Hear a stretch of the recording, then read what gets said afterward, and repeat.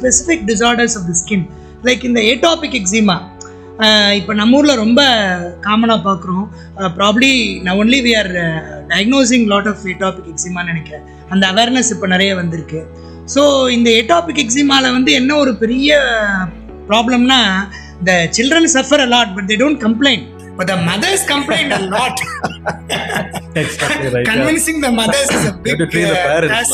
Parents. நான் தான் சொல்லுவேன், குழந்தைக்கு ஆன்டிஸ் உங்களுக்கு so they're extremely anxious. ஆனா பாவம் அவங்கள ஒன்றும் குறை சொல்ல முடியாது. when the child is suffering, itching all the time and not even sleeping a bit இந்த நைட்டுங்கும் போது அவங்களுக்கு அந்த ஆங்ஸைட்டி இருக்க தானே செய்யும். ஸோ இந்த ஏட்டாபிக் எக்ஸிமா வந்து what is it and how for it is treatable, what are the latest advances and what are your insights?